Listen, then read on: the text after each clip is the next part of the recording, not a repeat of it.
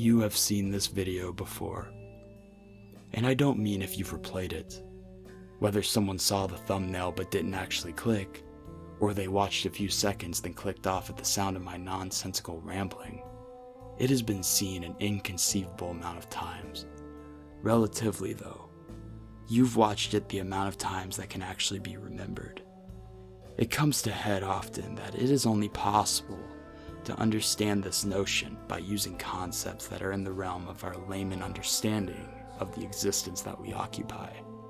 Maybe it's every action that you've made has ran parallel between numerous divides of existence that occur in synchronicity, like some sort of eternal present, living this life over and over again on repeat without any knowledge of it. The beginning and end that divides each play is death.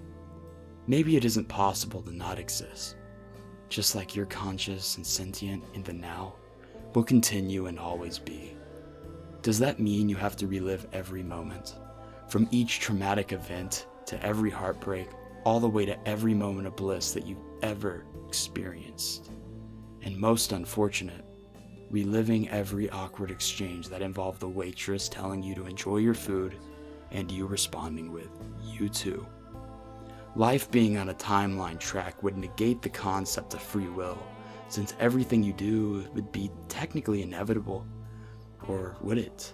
As I've said, our limited understanding will not allow us to theorize how it all works at an even minuscule range.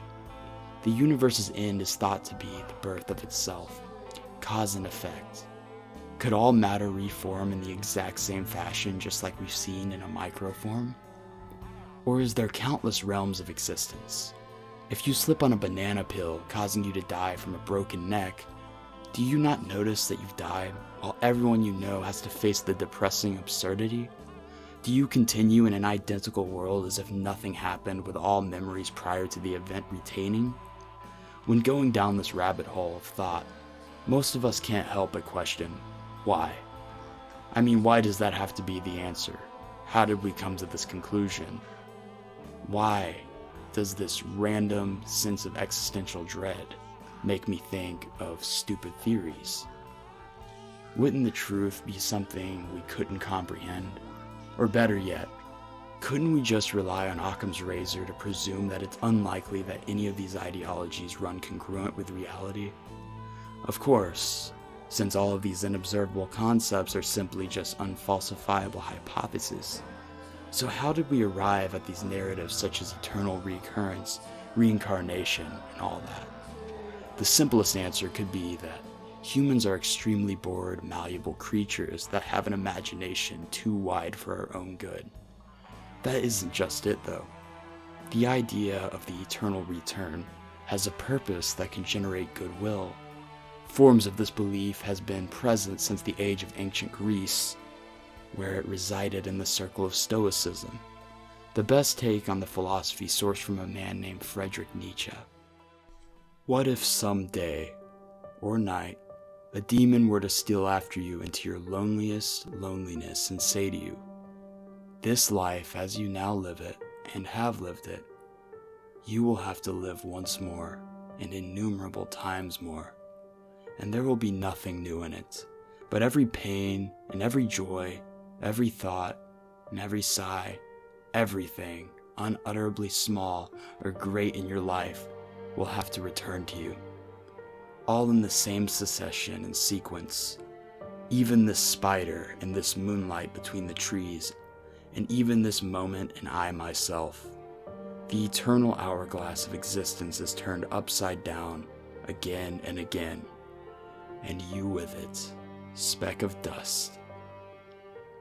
Would you not throw yourself down and gnash your teeth and curse the demon who spoke thus? Or have you once experienced a tremendous moment when you would have answered him, "You are a god, and never have I heard anything more divine"? If this thought gained possession of you, it would change you as you are, or perhaps crush you. The question in each and everything, do you desire this once more and innumerable times more, would lie upon your actions as the greatest weight, or how well disposed would you have to become to yourself and to life? That being quoted, whether you indulge in these beliefs or not, regardless of it being taken as literal or figurative, it can be a code to live by, to treat people better, to take the proper risk to make your dreams come true, to stop dwelling on the past that can't be fixed by radically accepting, so you can go on forth changing the defects that you can, to most importantly, cherish the present and those that travel along with you in the one thing that is for certain, the eternal now.